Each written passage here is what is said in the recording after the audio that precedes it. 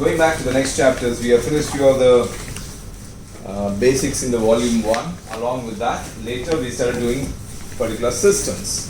Now going ahead with the next system is musculoskeletal system. Here, musculoskeletal system means 3 parts in this chapter.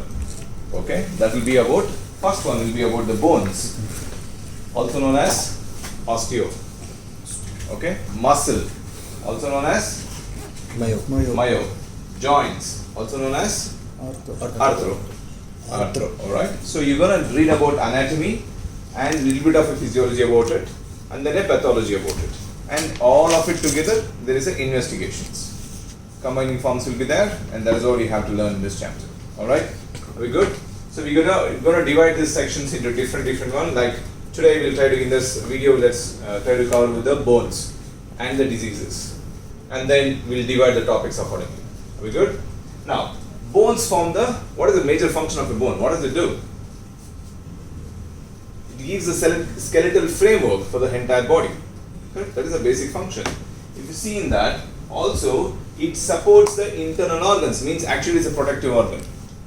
Like as I said to you before, the lungs and the heart is supposed to be protective, or the brain, it is an internal, it protects it, along with gives in for all the internal organs, supporting organ for the main one. Okay. It also assists in the body movements because the muscles are attached to it. Only bones are there, no use. Muscles attached, contraction of a muscle and relaxation of muscle causes this movement. Are we good? Okay. The inner core of the bone is composed of hematopoietic tissues, that is red bone marrow. Okay.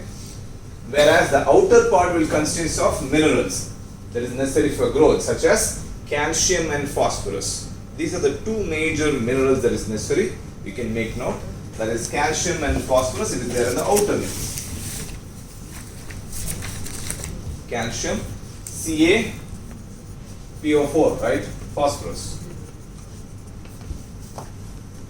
Joints. Just to give a high level. Joints is necessary, which is along with the bones which come together. Several different types are found in the body, like temporomandibular joint, your elbow, okay, like that, synovial joints, like that we have. Any specific location it determines. The name is given according to the joint location, like I said to you, temporomandibular joint, TMJ we call it as this one. Temporo means this is the bone, mandible, this is mandible, temporomandibular joint. Like that, according to the organ wherever it is located, the joints is also named in the same way. Okay. Muscles, it will attach the bone and or to the internal organs and blood vessels responsible for the movement of the bone or the, let's say, food inside the body. Okay. Internal movements happens because of contraction and relaxation of the muscle. It will contract, relax. Then how the movement happens, especially in part of viscera. Viscera means internal. Alright, and external movements is accomplished by contraction and relaxation muscles that are attached to the bones. Till now, basic intro. Scroll down. Next. Now, little bit of a physiology in this. Going ahead, how does this bones formation occurs? Alright, obviously influence of a hormone also there is an influence. Before that, the basic formation happens of a, whenever the fetal is born, fetal means the newborn is born, it will be cartilaginous. Okay, there will be a cartilage. That cartilaginous tissue will resemble an osseous, like a bone type of tissue, which is more flexible and less dense, because it does not have calcium in its intercellular space. Later, what happens is, as the embryo develops, the process of deposition of this calcium, okay, in the soft tissue and cartilaginous tissues occurs. Both calcium start depositing inside this. This, throughout the life of an individual, this keeps on happening after the birth. This process is known as ossification. That is the gradual replacement of a cartilage and its intercellular substance by immature bone. This is an important one. Cells and calcium deposit is called as ossification or the bone formation. You understood? Cartilage is an elastic tissue and there is an intercellular substance. Intercellular means there will be a meshwork type of it. Alright? A calcium deposit will start forming onto it. Okay. This is known as your ossification. For this process, there are two types of cells that are important. A blast and a clast cells. A blast cell, osteoblast cells, are an immature osteocytes, means bone cells, that helps to produce a bony tissue that replaces cartilage during ossification, means it helps in formation of the bone. Whereas an osteoclast cell, means to break, are the large cells that functions to reabsorb or digest the bone tissue, means it removes the tissue. Clear? So now we can imagine the situations of pathology. Both of them should work in tandem. Some formations will happen, some resorption will happen. Why do you think so resorption will happen? Example. Whenever there is a bone cut or there is a fracture or anything, bone ossification will happen. Okay? But it happens such a way, randomly it keeps on happening. But there will be all these projections, extra growth which is there, that and all is removed by osteoclast. Oh, blast or clast. Clast. Clast is removal. Okay. Blast is formation. Do you get the idea? Ossification, osteoclasticity, both will happen. Next page. These are also known as bone phagocytes. Remember in the other chapters we are talking about in the second chapter, phagocytes means eating. Cells that eat. Okay. Inner lining of the bone, it lines the inner lining of the bones. Thus, the enlarged inner bone cavity so that the bone does not become overly thick and heavy. Again, to make the bone lighter, the inner lining it will be lining so that it will make the bone actually hollow. In that you find the bone marrow. Okay, blood cells will be there.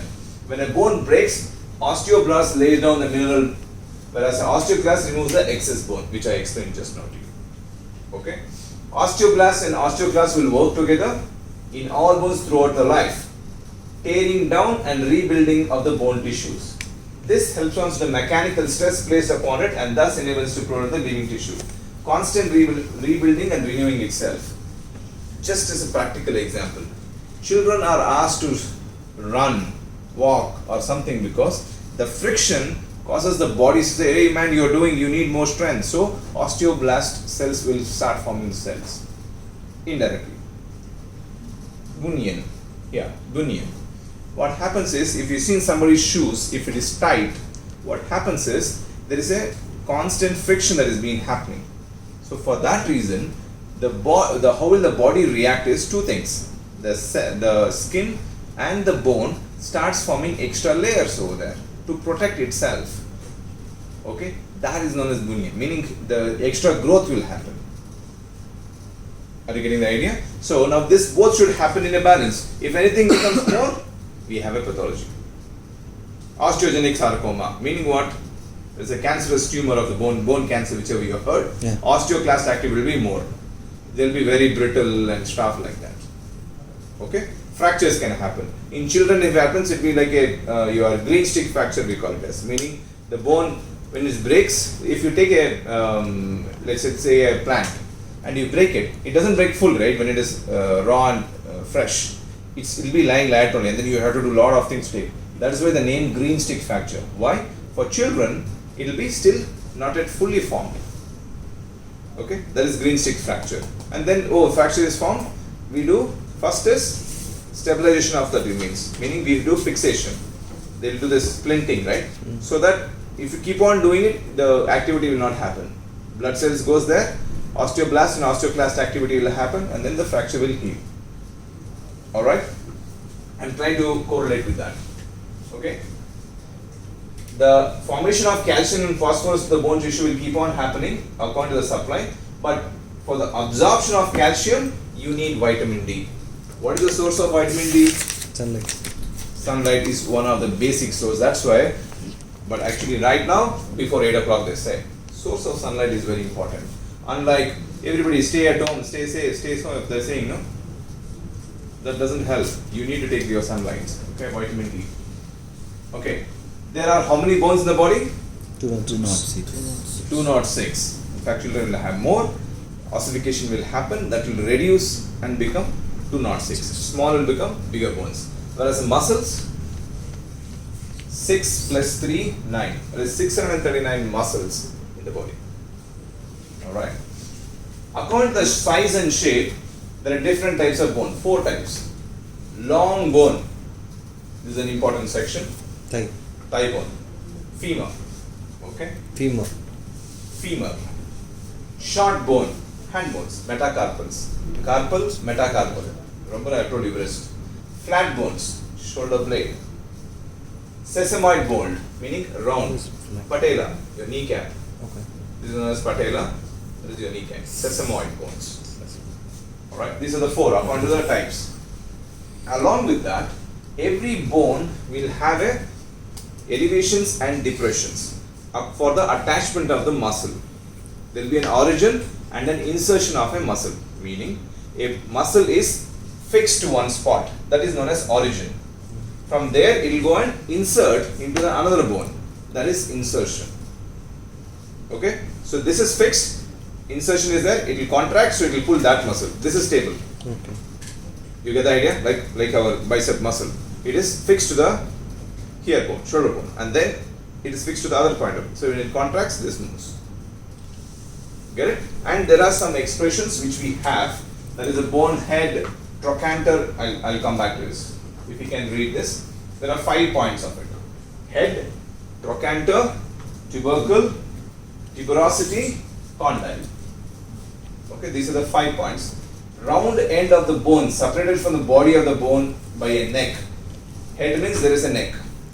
Bone head.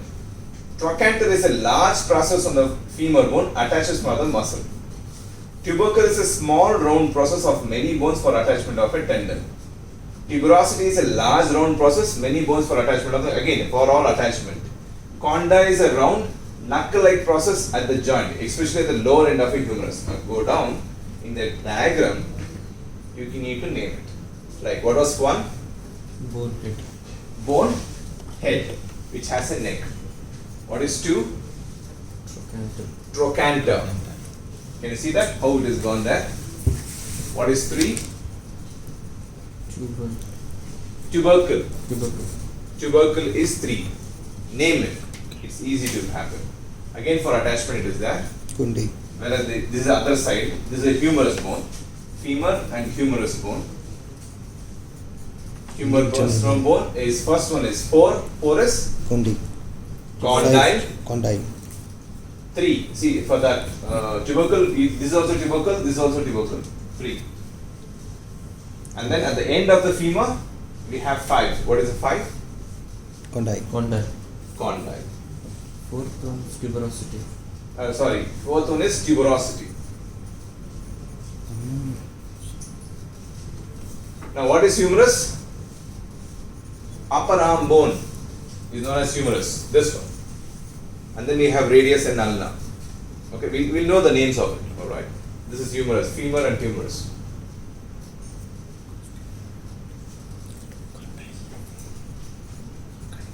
Olecranon process we call it as. This fossa. Fossa means saucer-like structure. Is known as olecranon. It's only names in this chapter. Okay, different names will be there. That's what you will try to remember as you keep on looking at it. Go down. Bone depressions are there. Like the way I said, different types of depressions, different shapes will be there. That is known as for the passage of blood vessels and nerves. Where the blood vessels and nerves will go for that. Fossa is a shallow cavity, like in a humerus. Foramen is a through and through opening. Foramen, okay. Magnum foramen means full the spinal cord only will come inside. The skull there will be an opening. Foramen, alright. For opening for the blood vessels and nerves. Fissure is a narrow gap, deep slit like opening.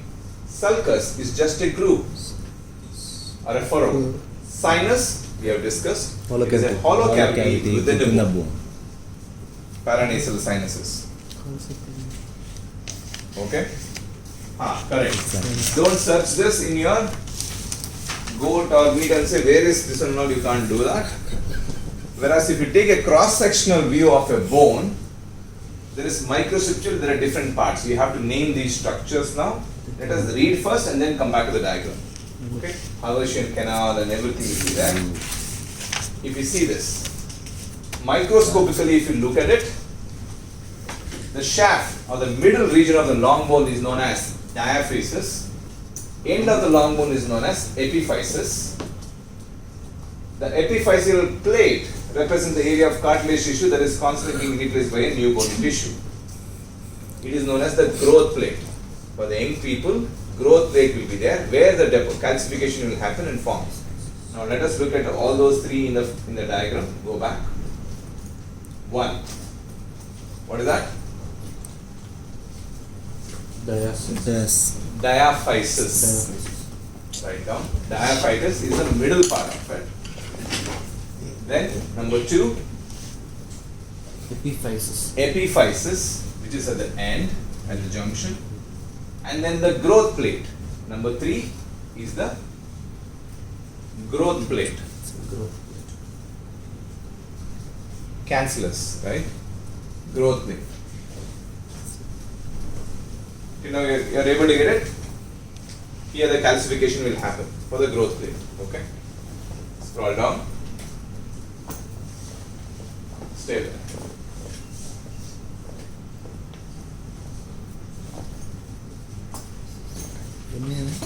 The cartilage cells which will be present at the epiphyseal plate will keep on forming, and hence the elongation of the bone happens. Alright? During the childhood and adolescence. The plate calcifies and disappears when the bone has achieved its full growth during puberty. Alright? The metaphysis, that is the number 4, is a flayed portion of the bone lies between epi and diaphysis, like a neck. Remember we told epi and dia? It is in the necks. It is adjacent to epiphysis plate. Whereas the periosteum is a strong fibrous vascular membrane that covers the surface of the long bone. Periosteum, the outer lining. Go back, look at 4 and 5.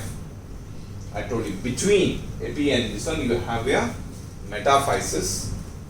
Then periosteum means surrounding layer. Number 5, the outer. Periosteum will have blood vessels and everything. If you touch the periosteum, usually the pain is unbearable. Alright? Go down. Okay. Compact bone is a layer of hard, dense bone that lies under the periosteum. First is periosteum, then comes the compact bone. Okay. Within the compact bone, small canals containing blood vessels that bring oxygen and nutrients to the bone and remove the waste particle products such as carbon dioxide. This shows as a channel, and this is known as Haversian canals. First is periosteum, next is compact bone. It has all this like a canal-like cavity within that. That is canals known as Haversian canals in your compact bone. With me till now?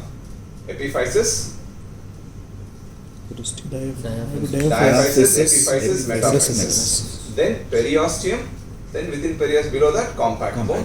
In the compact bone, Haversian canal. Know the highlight, that's why the diagram will be easier. Go up and finish till the naming till 8. 5, periosteum. 6, on top, this is a cross section that is known as 7 is the compact bone. See that cancellous bone is mentioned as compact bone here. 7 is compact bone, no? Periosteum, and 8 is like this. 8 is the Haversian canals. ತಪ್ಪಿದೆಪ್ಪ. Okay. ಕೆಲವೊಂದು miss ಇದೆ. 6 ಏನು? 6. Periosteum. 5? 5 is periosteum. Sorry, 6 is compact bone. 7 is missing. Hold on.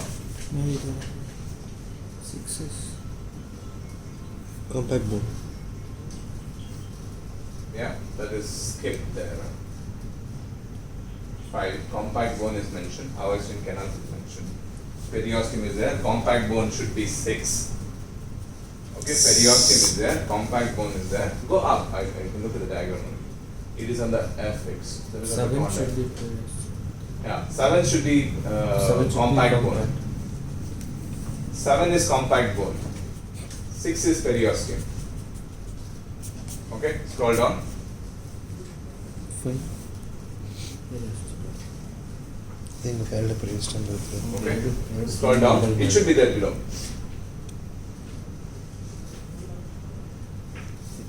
Okay. Compact bone is tunneled out in the central shaft, that is known as medullary cavity, especially in the long bones, that contains yellow bone marrow. Now, very important. The compact bone, what happens? Periosteum, compact bone, has a marrow that is known as a medullary cavity that contains yellow bone marrow. Compact bone, yellow bone marrow. You should correlate this. Okay. Yellow bone marrow is usually composed of fat cells, whereas cancellous bone means that below that we have a cancellous bones, also known as spongy or a trabecular bone. Inside that, periosteum, compact bone, cancellous bone is much more porous and less dense than compact. The mineral part is laid down in series of separated bone fibers called as spongy, lattice work or a trabeculae. It is found with the cortical bone. It is cancellous and contains red bone marrow. Okay. What does a cancellous bone contain? Contains red bone marrow, whereas a compact bone contains, within the middle carry contains yellow bone marrow. Okay. This marrow is opposed to the yellow marrow, which contains fatty tissue. This is supplied with blood and consists of immature and mature blood cells in various stages of development, like your osteoblast cells, osteoclast cells, like that it will be proceeding. Okay. This is the cross section of a bone. Clear? Now we'll start naming the structures of the bone from head to toe. Are we good? Scroll down. Gross structures. Cranial bones. Cranial means skull. Okay. These skull bones or the cranial bones are joined to each other. The junction is known as sutures. Sutures. All right. The cranial bones of a newborn are not completely joined. There are gaps and unossified tissues in the skull. These soft spots is known as fontanelles, wherein the pulse of the blood vessels can be felt under the skin. If you see the newborn baby, if you see on top of it, now many of you are experienced, unlike Manju. Alright, if you touch on top of it, you see that you feel that pulse of it, right? That is not yet calcified. That is fontanelle. Okay? Scroll down. Then the numbering happens. Now this is the entire skull where we have the naming will happen, nomenclature. This is the coronal suture. Okay? This one you can feel in your head, mastoid process. Styloid you can't feel it. This joint, temporomandibular joint, mandible. Okay? Here we have mental foramina. Foramina, mental nerve will come. Okay? Scroll down. 1, 2, 3, 4, 5, 6. Now comes the anterior sphenoid temporal bones we have. First bone is known as the frontal bone. Scroll down. Forms the forehead.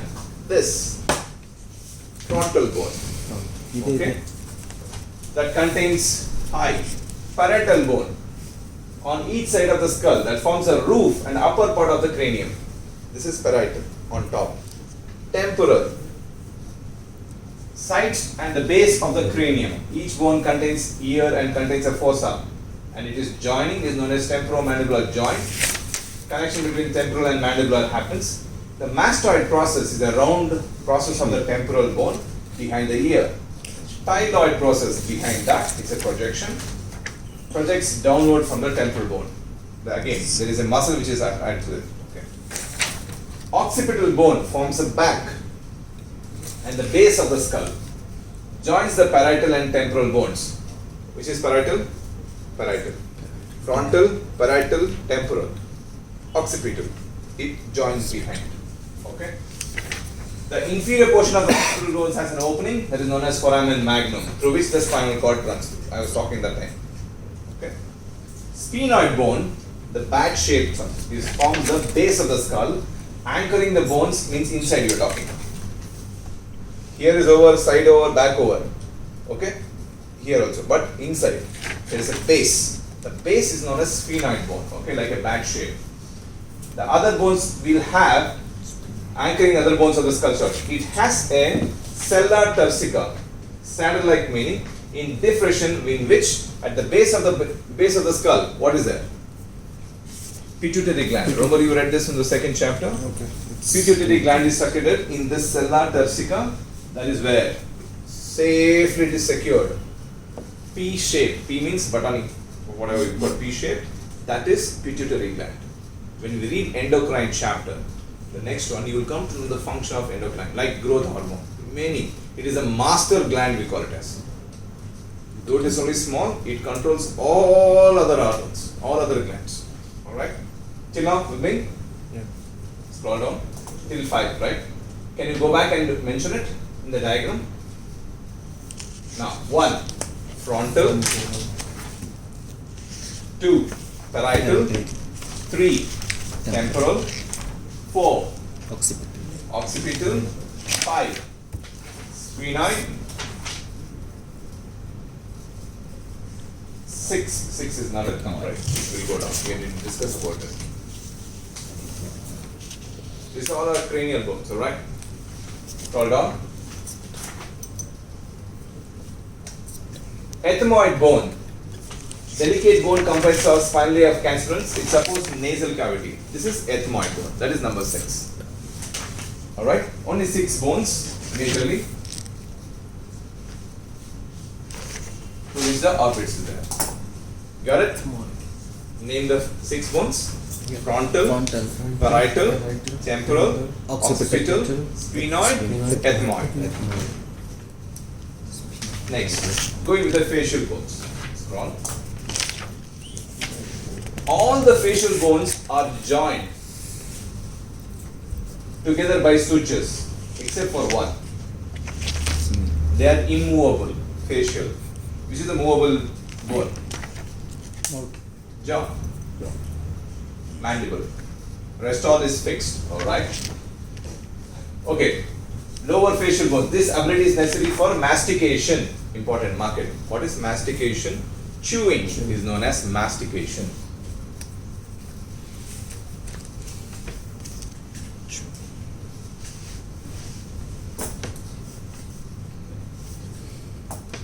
Okay. Scroll down. Okay. First is the nasal bone. This is the nasal bone. Number 1 is a nasal bone. They join with the frontal bone superiorly and form the nasal septum. Both of them come and join. The center thing is known as nasal septum. Alright. The second one is known as the lacrimal bones. Lacrimal means inside, okay? Inside part of it. 2 parallel lacrimal bones are located at the corner of each eye. These thin small bones contain fossa for lacrimal gland. Again, highlight that. That is your tear gland. Lacrimal gland is nothing but your tear gland. And canal for the passage of lacrimal duct. Next comes your maxilla, upper jaw. Alright. 2 large bones compose the massive upper jaw, maxilla. They are joined by a suture in the median plane. If the 2 bones do not come together normally before the birth, then the cleft palate will happen. Meaning, have you seen this? Many people will have this cleft. Yeah. So these 2 maxilla will come and close. That is the formations of a baby. Sometimes it is half. So the nasal cavity and then the mouth is open. It is not formed. This is known as cleft palate. Okay. There is surgical corrections for it. According to that, it is possible. Mandible is the lower jaw. Both the maximum mandible contain the sockets called as alveoli. In that you have the teeth which are embedded. How many teeth for an adult? 39. How much can a human being, how many teeth can he have? 32. Perfectly wrong. 34. 52. When you were a child you had 20, no, forgot. Normally. Okay, 32 plus 20, so that is 52. Mandible joins the skull at the joint, temporomandible joint on either side. Next comes this zygoma, side. Your wings, right? This one. This is known as zygoma. On each side of the wings forms the high portion of the cheek. Buma is a thin single flat bone, forms the lower portion of your nasal septum. Okay. That is your boomer. Go back and name this 6 bones. 1. What is the name of the first one? Nasal. Nasal bone. Write down. No, if you want to join, you can. Or else you can. 2. Okay. Lacrimal. Lacrimal bone. 3. Maxilla. 4. Mandible. 5. Zygomatic. Zygoma. Zygomatic. 6. Vomit. Vomit. Goma. Woman. Goma. So, when you're reading this chapter, if you read only the diagrams, it's more than enough. You'll get an idea. That's it. It's very, very simple. Okay? Diagrams is the easiest way to go about it. It's just like a map. It is like a map. Means you have definite things defined. Alright? Scroll down. If you see the cross-sectional, when you, go, sorry. This one is nothing but a cross-section when you take it. I have told you, any bone will have a gap in between, like a sinus, like frontal sinus, ethmoidal sinus, sphenoid sinus, maxillary sinus. Reduces weight of the bone, head weight is reduced, helps in your tone of your voice that you speak, and also moisturizing. Okay? Scroll down. Sinus is normal, inflammation of that is known as sinusitis. Sinuses. Go up. This you have read it before. Vertebral column and structures. How many? C1 to C7. C7. Cervical vertebrae. Next. Thoracic T1 to T12. T12. After that, lumbar L1 to L5. Then comes sacral S1 to S5. Coccyx 4 is fused, that is known as coccyx. You read this in the second chapter. Scroll down. Same thing, it's explained completely. Whereas, this is an interesting one. This vertebral body, each one has a vertebral body. Okay, this is the cartilage that is present in between. This has a process that is known as transverse spinal cord. There is a little bit more structure mentioning about it. Go through it down, scroll down. Hold on. A vertebra is composed of inner thick round portion that is known as vertebral body. Are we good? Between the body of one vertebrae and the bodies of vertebrae lying beneath about intervertebral cartilaginous disc. This is known as disc. Remember this cartilaginous stuff that we have, which provides a cushioning effect. The vertebral arch is the posterior part of the vertebrae. We'll have a posterior part of the vertebrae, and it contains of two processes: spinous process and transverse process, and a lamina and a neural canal. Okay. This naming is important. Neural canal. If you go back, the neural canal is a space between the vertebral body. Again, what is one? In this naming, you should do the Nasal naming. bones. What is one? Vertebral body. Vertebral body. Two. Vertebral arc. Vertebral arch. This one. Complete this. This is the two, and then three. Two processes. Venous process. Three is spinous process. Four is Transverse. transverse process, and in between that is known as five is Lamina. lamina, and then there is a canal. Number 6. Neural canal. Number 6 is supposed to be this canal. Neural canal. Did you get it? Name the diagram, it will become easier for you. So in the neural canal, what will pass through? The spinal cord in the neural canal will pass through. Lamina is there, transverse process, spinous process. Okay. Are we good? Till now, what we have covered is head, cranial bones, and then back completely. And face, facial is covered. Now, thorax, okay, and pelvic and extremities. Alright. Bones of the thorax. Clavicle, collar bone is a slender bone which is present. This is your clavicle bone. Alright, clavicle bone. Then scapula is a shoulder blade that is present. Two triangular bones is present on the dorsal side of thorax. Extension of scapula that joins with the clavicle to form a joint above the shoulder is called as acromion. It's highlighted also. This is your shoulder joint. The joint from these two bones is known as acromioclavicular joint. Okay, they name it along with that. Sternum bone is your breastbone. This is your sternum bone. Your breastbone is a bone that extends from the middle line of the chest, uppermost of the sternum articulates onto the sides, clavicle and ribs on the sides of it. Narrow portion is to the diaphragm. Narrow means to the diaphragm and abdominal muscles. The lower portion of the sternum is known as, there is an extension like this down. Xiphoid process we call it as. Okay? Sword like. It is like that projected. Then comes your ribs. The numbers are important. There are 12 pairs of ribs. Okay? The first 7 pairs joins the sternum. First 7 will join. Okay? Through cartilage attachment is known as costal cartilage. Ribs 1 to 7 is known as true ribs, which is attached. Okay? Remaining 5. Then what about the remaining 5? They join with anteriorly join the sternum behind the vertebral column. You go and join the behind. That's why the name as true. Whereas 8 to 10 is known as false ribs. Why? Because they are completely free from sternum. Okay? From backside it will come, but will not join the sternum. Sternum is front. But they are there. They will come and join. Whereas the 11th and 12th is floating because they are completely free at the anterior extremities. They are completely free in the anterior extremities. Go down, scroll down. You can see the picture, then you will get the idea. Start naming it. What is 1? Clavicle. 2. Scapula. Scapula. Scapula. 3. Sternum. With the xiphoid process. 4. Ribs. Ribs. Scroll down, and this should be about the ribs. Is there any?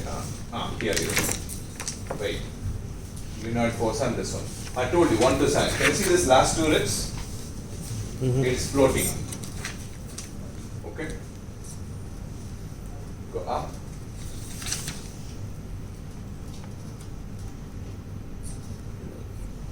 And down. Arms. So till now we have done this with completely till head, face, back and upper thorax. Then comes your arms and legs. Alright. Let's finish off in a minute or 2. Let's finish this. Arms. Humerus. This is the humerus bone. Then you have ulna, medial lower bone. At the end of the elbow is known as olecranon. This is the elbow bone. Remember, you get that shock, right? That is known as olecranon. Okay? The olecranon is the bony point when the elbow is bent. Radius is the lateral bone. See, always this is medial, this is lateral, means away. Carpals. I've told you, metacarpals, phalanges, number 10. The thumb has 2 phalanges, a proximal and distal, whereas rest all will have 3 phalanges. Okay. Scroll down. Bones of the pelvis includes pelvic girdle. Bone supports the trunk. 3 pairs of the fused bones are present. This is known as ilium, not ium, ium. Ilium, ischium and pubis, which will articulate with the posterior sacrum and vertebrae.